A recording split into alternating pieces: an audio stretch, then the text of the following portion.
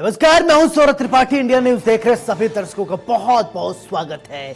इंसानियत और जुर्म का पुराना नाता है, हमारे चारों ओर फैला जुर्म का मकर जाल। ऐसा भी कौन का हो जाए शातिर का शिकार और किसके लिए जारी हो जाए मौत का फरमान। इतना नहीं, मिटा दिया चाहते हैं जुर्म के सारे सबूत। जुर्म दर जुर्म, कत्ल दर कत्ल जारी है अपराध की दुनिया का काला कारोबार। लेकिन हम आपको सच दिखाएंगे, क्योंकि कहीं होता है अमीर तो कहीं होती है लूट सरेआम। हो सकता है आपके शहर में वो अपराधी बेखौफ घूम रहा हो, इसलिए आपको सावधान करने के लिए हम लेकर आए हैं हर जुर्म की पूरी दास्तान। आपको दिखाएंगे अपराधी का चेहरा खूंखार, जिसने मचा रखा है हाहाकार।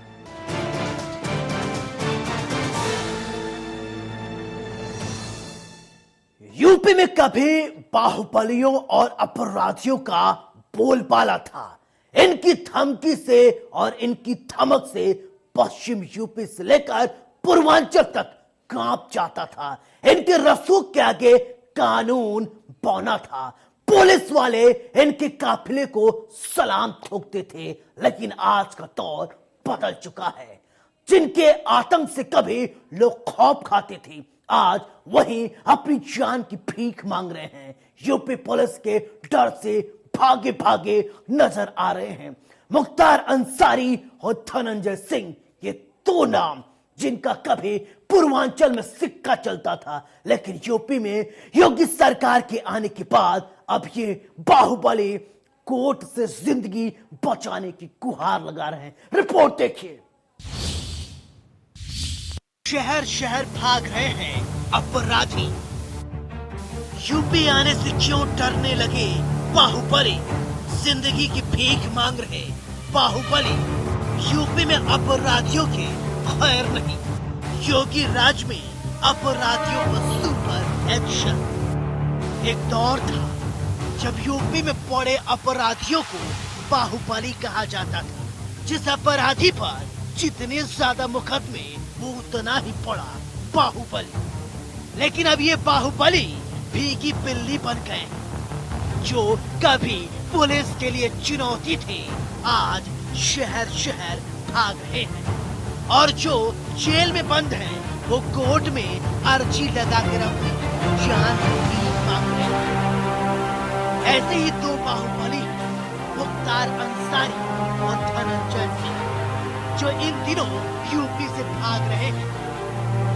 जहां कभी इनका सिक्का चलता था, आज वो वहां आने से भी डर रहे हैं। यूपी में योगी सरकार आने के बाद से ही बड़े अपराधियों पर नकेल कसी जा रही है। सरेंडर करके जेल जा रहे हैं और जो भाग रहे हैं उन्हें तलाश कर ठिकाने लगाया जा रहा है। कभी पूर्वांचल में खून की होली खेलने वाले धनंजय सिंह और मुख्तार अंसारी आज अपनी जिंदगी की भीख मांग रहे हैं। बात सबसे पहले उस बाहुबली अपराधी की, जिसने लाशों पर अपनी सियासत की बुलंद इमारत बनाई। मुख्तार अंसारी आजकल पंजाब के रोपड़ जेल में बंद है और यूपी सरकार उसे लाने के लिए सुप्रीम कोर्ट से लड़ाई लड़ रही है। वही मुख्तार कोर्ट से खुद की जान बचाने की गुहार लगा रहा है। हर बार सुनवाई पर मुख्तार बहाने बनाकर बचने की कोशिश कर रहा है, कभी बीमारी का तो कभी खुद के एनकाउंटर का। वहीं इस मामले में पंजाब सरकार की भी जमकर वजीहत हो रही है।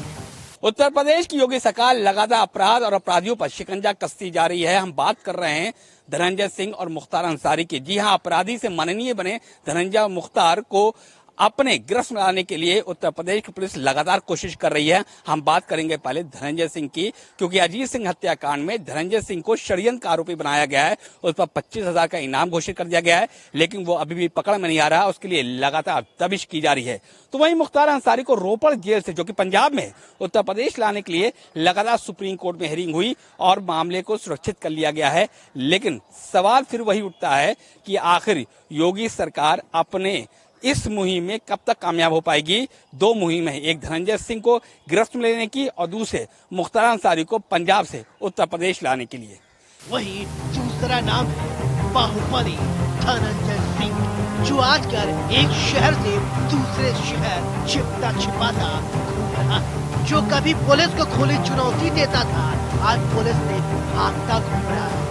अजीत सिंह हत्याकांड में आरोपी पूर्व सांसद धनंजय सिंह पर लखनऊ पुलिस ने 25,000 रुपए का इनाम घोषित कर दिया है। धनंजय सिंह पर साजिश रचने का आरोप है। पुलिस धनंजय सिंह की तलाश में लगातार छापेमारी कर रही है। लखनऊ के विभूति खंड के कटौता चौराहे के पास हुई पूर्व ब्लॉक प्रमुख अजीत सिंह की हत्या के मामले में लखनऊ पुलिस की तफ्तीश लगातार जारी है। इस पूरे मामले में लखनऊ पुलिस ने अब तक कुल 6 गिरफ्तारियां की, जिसमें से मुख्य शूटर गिरधारी विश्वकर्मा 3 दिन की पुलिस रिमांड के दौरान इनकाउंटर में मारा गया। वहीं इस पूरे मामले की तफ्तीश जैसे जैसे आगे बढ़ी है, वहीं लखनऊ पुलिस ने इस पूरे मामले में मुख्य साजिशकर्ता के रूप में पूर्व सांसद धनंजय सिंह का नाम शामिल किया है और लगातार धनंजय सिंह की तलाश की जा रही है। आपको बता दें, हर संभावित ठिकाने पर धनंजय सिंह की तलाश के लिए पुलिस टीमें छापेमारी कर रही है। वहीं बुधवार को करीब 4 ठिकानों पर भी दबिश दी गई। हालांकि जो धनंजय सिंह लगातार फरार बताया जा रहा है और उनकी संपत्तियों के बारे में भी ब्यौरा जुटाया जा रहा है। वही जानकारी यह भी मिली है कि गिरधारी विश्वकर्मा के परिवार के पास तमाम सारी ऐसी अवैध संपत्तियां हैं, जिसकी जानकारी जुटाई जा रही है। ये दोनों बाहुबली महज एक पानगी भर है। पुलिस के पास ऐसे खूंखार अपराधियों की फहरिस्त काफी लंबी है। वहीं पुलिस ने एक बार फिर मुख्तार गैंग को बड़ी चोट दी है। प्रयागराज में एसटीएफ ने मुख्तार के 2 शूटरों को ढेर कर दिया है। ये शूटर 50,000 रुपए के इनामी वकील पांडे और अजमल उर्फ पिंटू चाका। दोनों मुख्तार अंसारी और मुन्ना बजरंगी गैंग के सुपारी किलर का काम करते थे। मुख्तार अंसारी और मुन्ना बजरंगी के इशारे पर साल 2013 में दोनों ने तत्कालीन डिप्टी जेलर वाराणसी अनिल त्यागी की हत्या कर दी।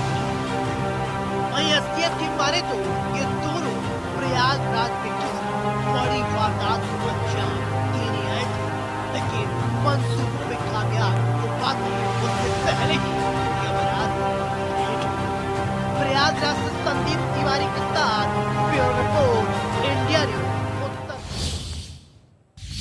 गाजियाबाद पुलिस ने एक ऐसे गैंग को पकड़ा है जो हवाई जहाज और हाई स्पीड ट्रेन से दूसरे राज्यों में जाकर पहले रैकी करता था, देखता था कहां चोरी कर रहा है और हाईटेक तरीके से चोरी को अंजाम दिया जाता था। इस गिरोह में महिला भी शामिल है। देखिए इनकी गिरफ्तारी के बाद कैसे मचा हाहाकार।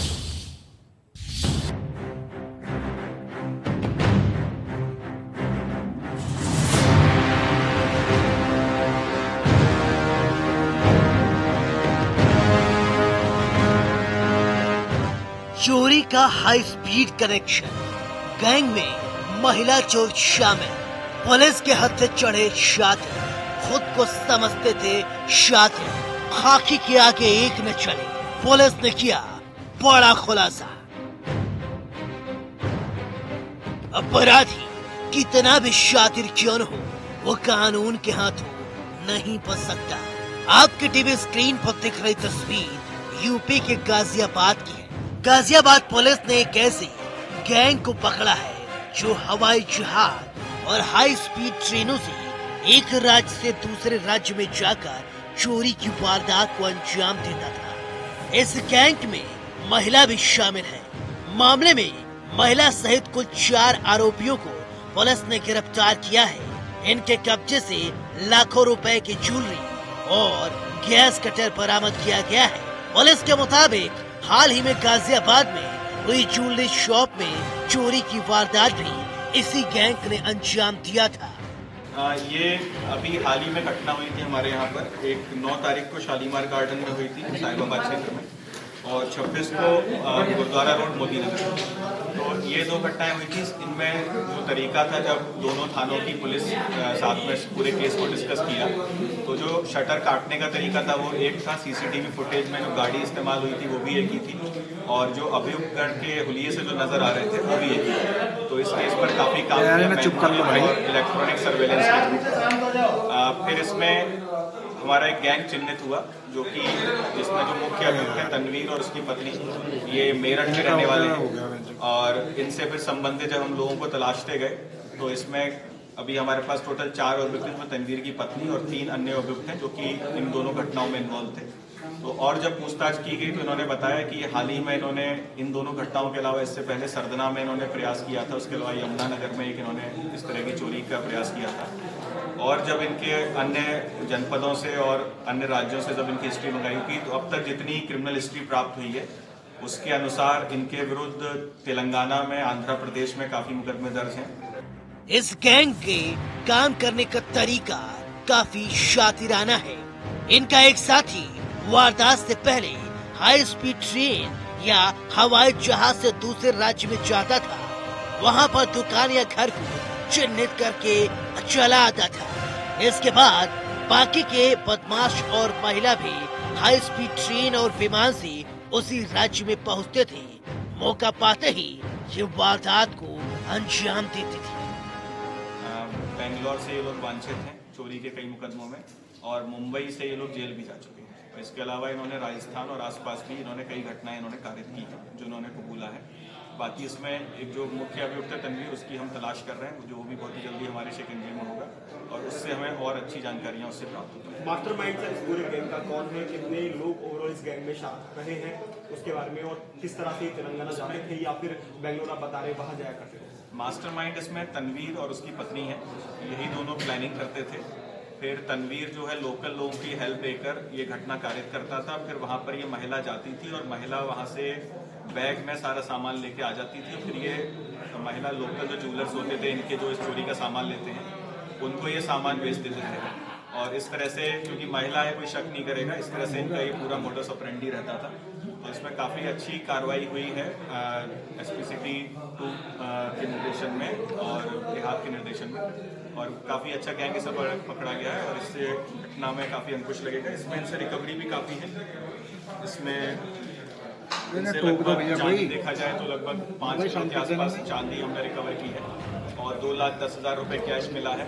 इस गैंग ने न सिर्फ दिल्ली एनसीआर में बल्कि मुंबई, बेंगलुरु, आंध्र प्रदेश, तेलंगाना, राजस्थान, हरियाणा और पंजाब में भी इस तरह से वारदात को अंजाम दिया। पुलिस का दावा है कि इस गैंग का सरगना अभी फरार है, जिसकी तलाश लगातार की जा रही है। गैंग के सभी सदस्य गाजियाबाद और मेरठ के रहने वाले हैं। अब देखने वाली बात होगी पुलिस कब इस गिरोह के सरगना को गिरफ्तार कर सलाखों के पीछे भेजती है। गाजियाबाद से इंडिया न्यूज के लिए यातीन की रिपोर्ट।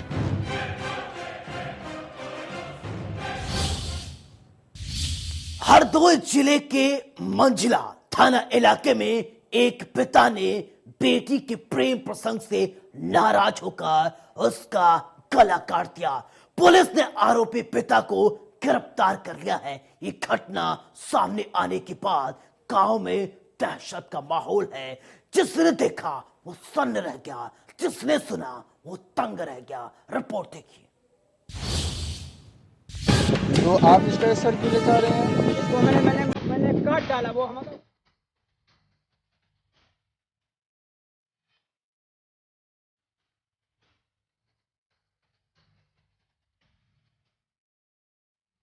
आपकी बिटिया है? लड़की है।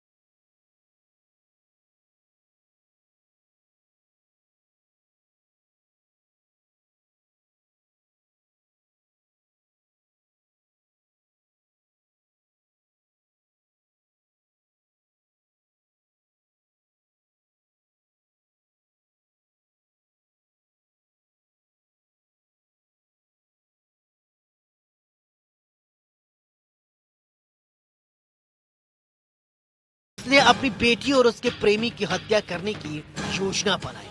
बुधवार शाम पिता ने बेटी पर गड़ासे से कई बार वार किए और उसका सिर धड़ से अलग कर दिया। इसके बाद आरोपी पिता बेटी का सिर हाथ में लेकर मझियाला थाना की तरफ चल पड़ा। रास्ते में लोगों ने ये देखा, लोग तमाशा देखते रहे, लेकिन किसी की उसके पास जाने की हिम्मत नहीं हुई। इस घटना की जानकारी पुलिस को दी गई। जब तक पुलिस पहुंचती, वो खुद ही थाने जा पहुंचा। उसे देखकर पुलिस कर्मियों के भी हाथ पांव फूल गए। तुरंत ही इस शख्स को हिरासत में ले लिया गया। थाना क्षेत्र मझिला के पांडे तारा गांव में सर्वेश नामक व्यक्ति ने अपनी किशोर वय पुत्री की आज धारदार हथियार से गला काटकर हत्या कर दी गई थी। उक्त पिता अपनी मृत पुत्री के सिर को बाल से पकड़कर गांव के बाहर ले जाया जा रहा था। मझिला थाना पुलिस को सूचना मिलते ही पुलिस द्वारा आरोपी पिता को हिरासत में लिया गया और उनकी पुत्री का कटा सिर बरामद किया गया है। इसी संबंध में एक फोटो ट्वीट हुआ है कि थाना के एक पुलिसकर्मी द्वारा कटे सिर को उसके बाल से पकड़कर ले जाया जा रहा है, जो कि मानव गरिमा के विपरीत है। हरदोई के एसपी अनुराग वत्स का कहना है कि लड़की का पिता उसके प्रेम संबंधों से नाराज था। पिता ने अपनी बेटी और उसके प्रेमी की हत्या करने की योजना बनाई थी, लेकिन घर में बेटी को अकेला पाकर उसने धारदार हथियार से उसकी बेरहमी से हत्या कर दी और सिर धड़ से अलग कर दिया। उसने कटे हुए सिर को हाथ में लेकर पुलिस की तरफ चल पड़ा और जिसने देखा उसकी आंखें फटी की फटी रह गई। इस खौफनाक घटना के बाद पूरे गांव में दहशत का माहौल है। आरोपी को गिरफ्तार कर इस पूरे मामले की गहराई से जांच की जा रही है। पुलिस का कहना है आरोपी को सख्त से सख्त सजा दी जाएगी। हरदोई के मझिला थाना क्षेत्र में एक दर्दनाक ऑनर किलिंग का मामला आया है, जिसमें एक बाप ने अपनी बेटी का सर कलम कर दिया। बात सिर्फ इतनी थी कि 2 दिन पहले बाप ने अपनी बेटी को किसी गैर लड़के के साथ देख लिया, जिसके बाद उसने प्रण कर लिया, अन्न जल त्याग दिया। अन्न जल त्यागने के बाद उसने जो है लड़के की ढूंढाई की, लेकिन लड़का नहीं मिला, तो माँ की एब्सेंस में उसने अपनी बेटी का कत्ल किया। और कत्ल करने के बाद वो जब सर को अपने थाने ले जा रहा था, तो वहाँ पे बीट के 2 सिपाही मिले, जिन्होंने उसको बीट के 2 सिपाही मिले, जिसने उसको बरामद किया सर को और लेके थाने में जमा किया। अब आपको बता दें कि इस पूरे मामले में हालांकि 302 का मामला जरूर है। आज पिता उसका जेल जाएगा, हत्यारा बाप जो है वो आज जेल जाने की पूरी तैयारी में है। और थाने में आप देख सकते हैं किस तरीके से हमारे जो वर्कर्स हैं, पुलिस वाले हैं, वो अपना काम कर रहे हैं। लेकिन इसमें सबसे बड़ी बात यह है कि पुलिस ने जो आला कत्ल बरामद किया है वो गणासा है।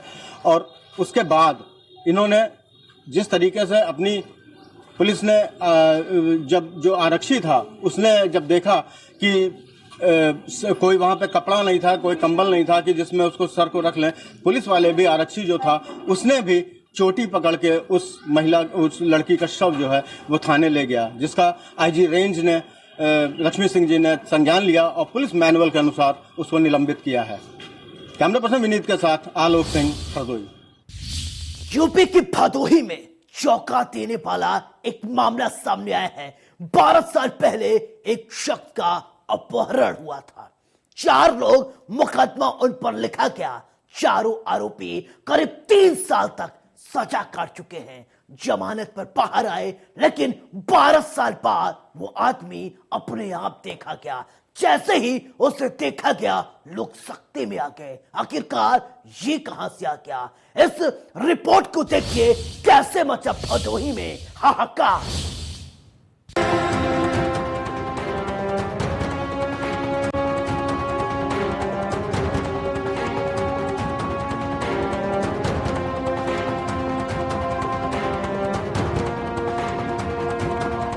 बारह साल बाद वो लौट आया। अपहरण की झूठी कहानी। 12 साल पहले हुआ था अपहरण। 4 लोगों पर मुकदमा लिखा गया। 3 साल तक की जेल की सजा काट चुके हैं आरोपी।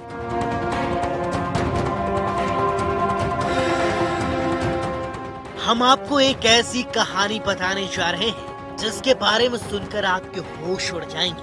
सोचिए, एक शख्स का, और इस अपहरण के लिए कोई 3 साल तक सजा काट चुका हो और वो शख्स अपने घर में हो तो क्या होगा? सुनकर थोड़ा अजीब लग रहा होगा, लेकिन ये सच है। आपकी टीवी स्क्रीन पर दिख रही तस्वीर यूपी के भदोही जिले की है, जहां एक बड़ा ही चौंकाने वाला मामला सामने आया है। करीब 12 साल पहले एक शख्स का अपहरण होने की सूचना पर 4 लोगों पर मुकदमा लिखा गया था। मामले में चारों आरोपी करीब 3 साल तक की जेल की सजा काट चुके हैं और अभी जमानत पर है। 12 साल के बाद जिस शख्स का अपहरण होना बताया जा रहा था, वो अपने घर से ही मिला। भदोही जिले के गोपीगंज थाना क्षेत्र के चक निरंजन गांव के रहने वाले जोखन तिवारी का अपहरण करने का आरोप उनके परिजनों ने 4 लोगों पर लगाया था। मामले में आईपीसी की धारा 364 जिसके मुताबिक हत्या की नियत से अपहरण करने के साथ ये धारा 504 और 506 के तहत गोपीगंज थाना में मुकदमा दर्ज कराया गया था।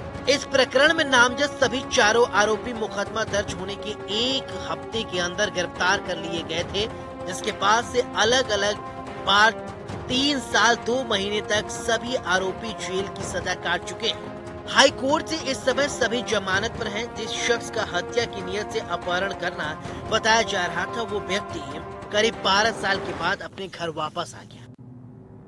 साहब हम लोग रिश्तेदार है, वहाँ माँ बहनियाउर हो गई। जोखन घरे से कुछ काट कूट के फेंके के बाद में हमारे दोनों भाई जीजा के और हमारे दोनों भाई के बताए जहन मार के उठाए ले गए।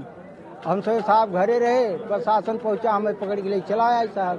3 साल 2 महीना साहब जेल में रहे। हाँ ये बात अपहरण का मामला दर्ज कराया गया। हाँ साल 2 साल में घरे आवत रहें, 2 रात भर रहें, उसके बाद भाग जाते रहें। भागे के बाद में दहिया भागे चांस ना पाए, बहनियाँ देख लिए। उसके बाद में अपन साहब लोग के फोन प्रशासन बुला लिए, पकड़वाई दिए साहब। सवेरे आज पकड़ाई गए। आपको बता दें कि जोखन तिवारी अपने घर आया हुआ था कि जो कि आरोपी हैं, उनके परिजनों ने उसको देख लिया और पुलिस को सूचना दी, जिसके बाद पुलिस गोपीगंज थाना लेकर आई और उसका बयान दर्ज कराया। इस मामले में सबको चौंका देने वाली बात यह है कि साल 2008 में अब तक जिस शख्स का पता नहीं चल रहा था, उसकी पत्नी ने 2 बच्चों को जन्म दिया है।